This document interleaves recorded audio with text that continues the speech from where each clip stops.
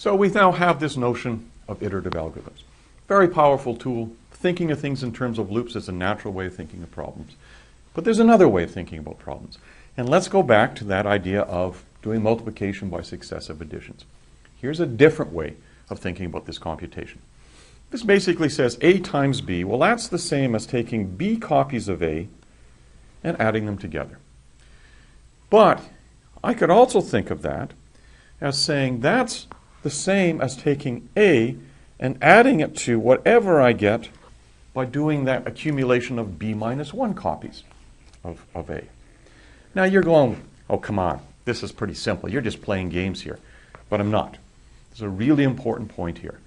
I have just reduced this problem to a simple operation and a simpler version of the same problem.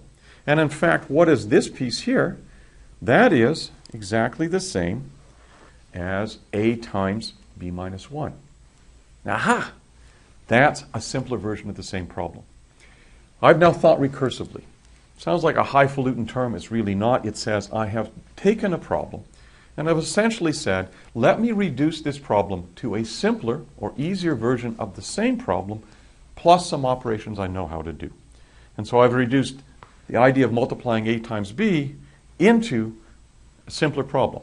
Add A to whatever I get by multiplying A times B minus 1. Okay, that sounds nice, but what does it really mean? Well, as I said, this is an idea of a recursive algorithm. And what we do when we think about something recursively is we do two things. We first say, how can we reduce this problem to a simpler or smaller version of the same problem together with some operations I know how to do? And that's what we call the recursive step. We just saw that. Of course, we can't keep unwinding that. Eventually, we've got to stop. We've got to ground it out. And that's the second piece. And the second piece is we're going to keep thinking about how do we reduce this until we reach a case that is simple enough we can just solve it directly. We call that the base case. We don't have to do it in this order. We can do it either way. We can think about what's the base case and what's the recursive step.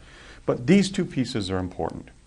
In my case of thinking about multiplication then, what do I have? What's the base case? I got a couple of choices, but an easy one would be to say if B is equal to 1, then A times 1 is just A. So my base case is really straightforward. If B is equal to 1, I'm done. Otherwise, my recursive case is what I just said. I'm going to reduce A mul B into A plus A mul B minus 1. Okay, you're being a little skeptical, I'm sure, saying, so what? So you've played some games here. But I've just described a wonderful algorithm for a different way of thinking about this computation. Because I could capture this in a recursive algorithm. And let's do it. Here's the code for a recursive version of multiplication. And notice it just nicely matches what I just described. This says, given two values, a value for A and a value for B, check to see if B is equal to 1. That's my base case. There it is right there, base case. And if it is, just return the value of A. Simple computation.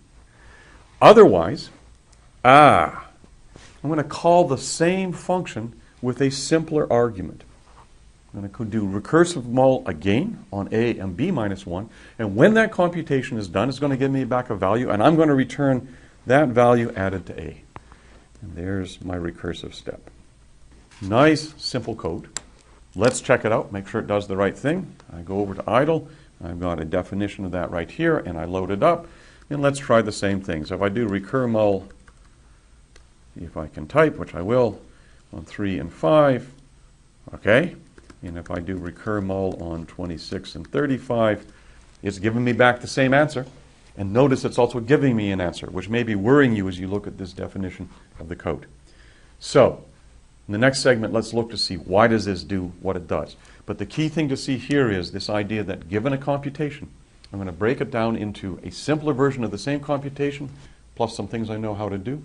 And I'm going to keep unwinding that computation until I get to a base case, something I can solve directly. We'll do that in the next segment.